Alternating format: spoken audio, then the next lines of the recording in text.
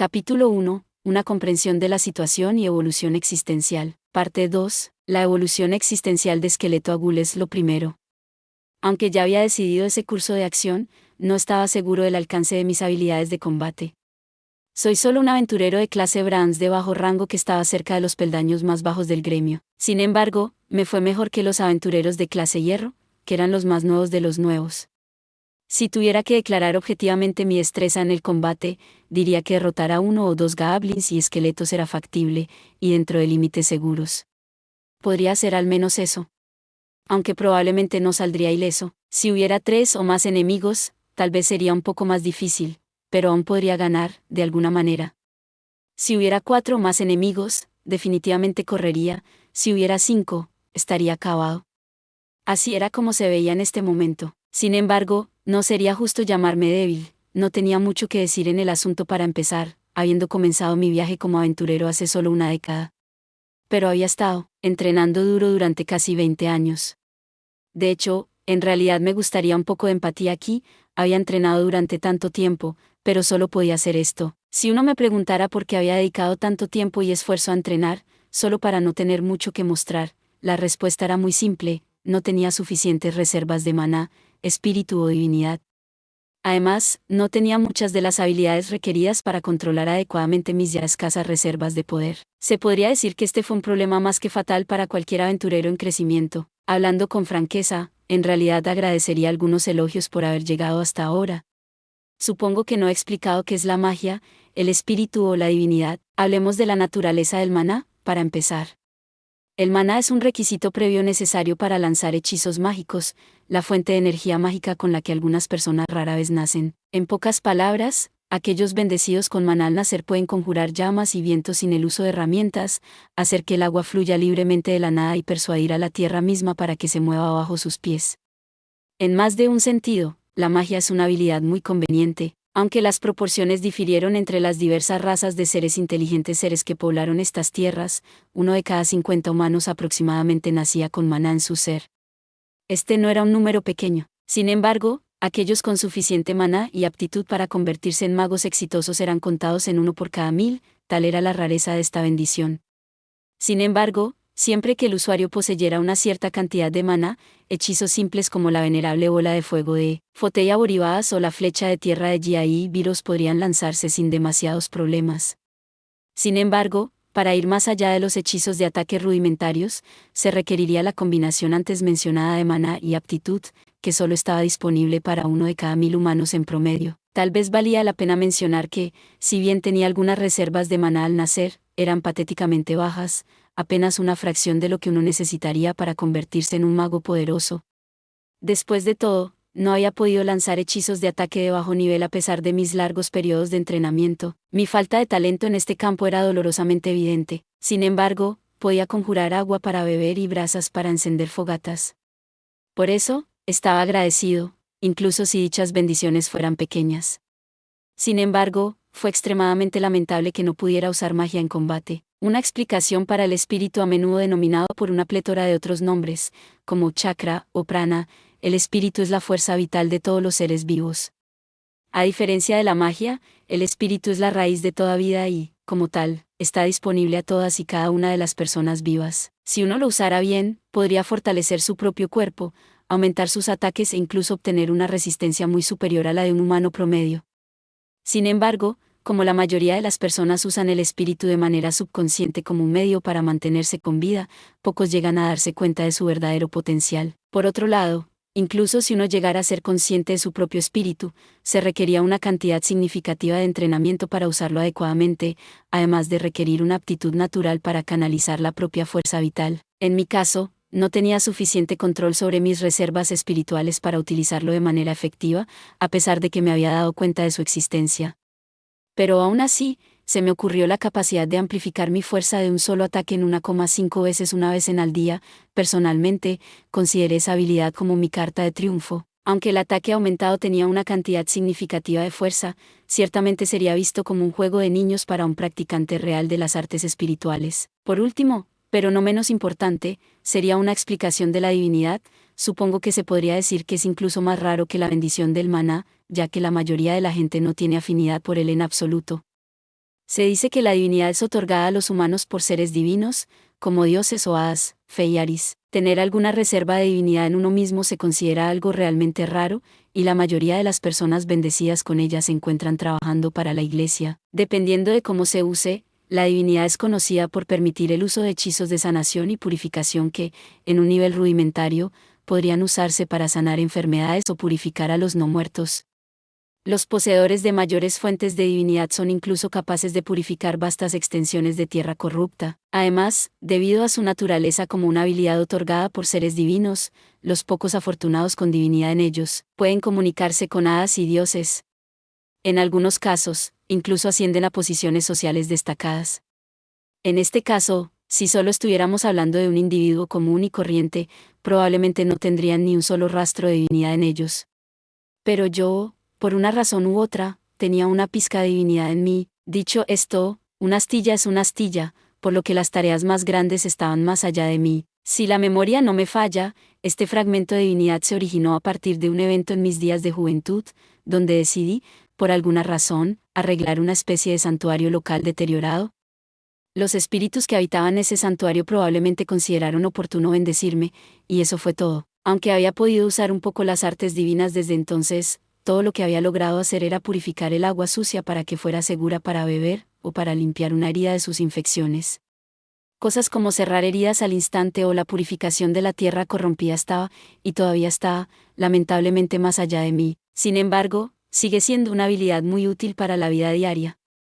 La mayoría de las veces me encuentro agradeciendo a ese hada o espíritu desde el fondo de mi corazón, y eso concluye mi explicación de por qué fue difícil para mí continuar como aventurero con solo esta aptitud y habilidad. Después de todo, las fuentes de maná y divinidad dentro de mí eran pequeñas, e incluso yo sabía que no estaba hecho exactamente para las aventuras. Quizás valía la pena señalar que las personas con la capacidad de utilizar las tres habilidades eran muy raras.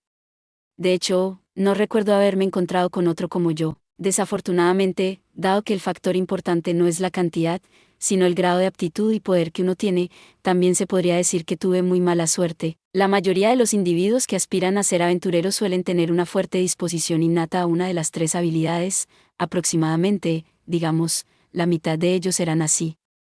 Alguien como yo, que no estaba ni aquí ni allá, era una rareza. De hecho, las personas como yo probablemente habrían elegido un trabajo normal, no combativo, y vivirían toda su vida de esa manera en relativa paz.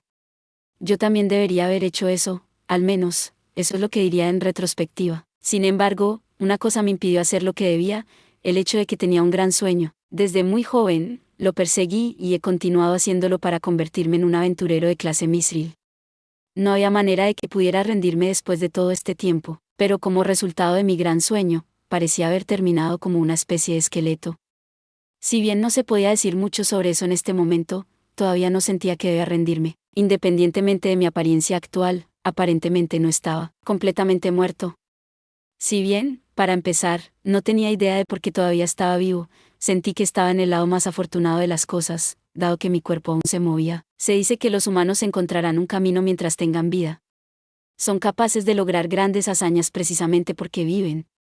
Fue con ese pensamiento en mi mente que continué viviendo. Ahora que lo pienso, ser un esqueleto no era del todo malo. Aunque era un gran problema en sí mismo, además de que no sabía si estaba realmente vivo, podía moverme y, por lo tanto, no estaba del todo indefenso. No había nada intrínsecamente malo en pensar que podía seguir trabajando duro de ahora en adelante, incluso en mi forma actual. Solo para estar seguro, le di a las habilidades que tenía cuando estaba vivo unas pruebas cortas. El maná, el espíritu y la divinidad parecían funcionales, aparentemente me habían acompañado al más allá. Sentí que tenía más que suficiente para continuar. Por lo menos, podría decir que tenía bastante ventaja sobre un monstruo esqueleto típico de este nivel, que definitivamente no tendría ninguna de dichas habilidades. Probablemente podría luchar con esto, es más que suficiente. También valía la pena señalar que, si bien mis aspiraciones de convertirme en un ghoul sonaban alarmantes, no tenía intenciones de comer carne humana. Lo estaba haciendo solo para obtener una forma más humana. De cualquier manera, no recordaba que los ghouls requirieran carne humana para su sustento. Si me viera obligado a hacerlo por instinto o por alguna otra razón, cruzaría ese puente cuando llegara a él. Tal vez lo haría en secreto, o al menos encontraría alguna manera de saciar mi hambre. Por ahora, no valía la pena pensar en eso. Más importante aún, Era vital verificar el alcance de mi fuerza en combate y continuar con mi tarea de convertirme en un ghoul. Para lograr eso, tenía que derrotar a los habitantes, más exactamente, a los monstruos, del laberinto en el que me encontraba actualmente. Justificar mis acciones al hacerlo era simple: la evolución existencial solo fue desencadenada por monstruos que ganaron más experiencia y fuerza con el tiempo, al menos así fue la típica explicación al respecto. El mejor ejemplo del libro de texto de esto sería, irónicamente, un dragón. Los dragones, nacidos como jóvenes, y eventualmente madurando a lo largo de los años hasta convertirse en un dragón antiguo, fueron un buen ejemplo. Sin embargo, los dragones eran monstruos con una gran cantidad de habilidad y poder latentes en primer lugar. En comparación con los dragones, los esqueletos simplemente seguían siendo esqueletos, independientemente de cuánto tiempo hubiera pasado. Después de todo, los monstruos no muertos estaban muertos. Incluso si pasaran miles de años de pie en su lugar, simplemente existirían. Los relatos de monstruos no muertos que se vuelven más fuertes simplemente por permanecer en su lugar eran prácticamente desconocidos. La lógica detrás de esto era simple: los huesos eran huesos. Una pila de huesos muertos no crecería. Una vez más estaba indeciso, pero no por mucho tiempo.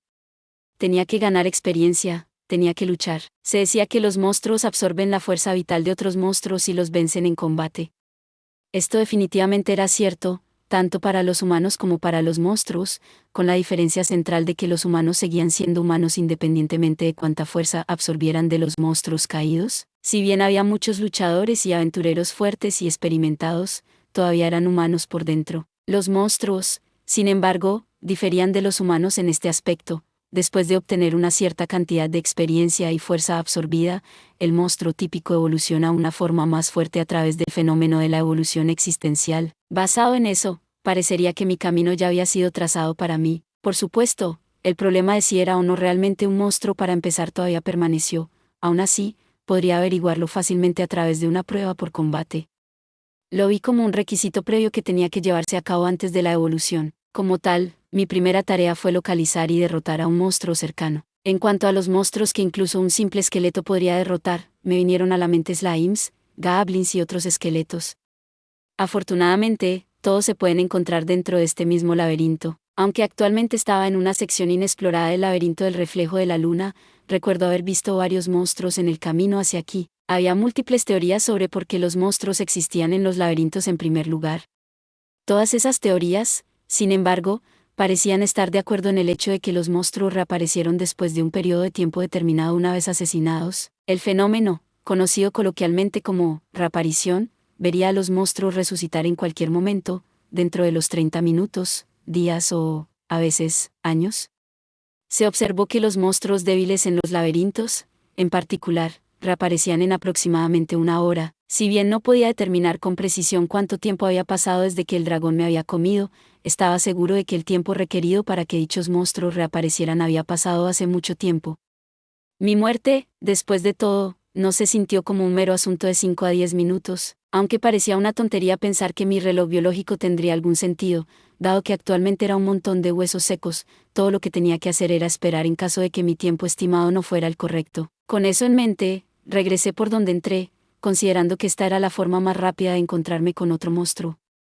Levantando mis pies huesudos, comencé a caminar, volviendo al gastado camino con una serie de pesados pasos. Sin embargo, al tratar de moverme, descubrí que mi cuerpo era pesado. Supuse que no podía luchar como lo hacía en la vida.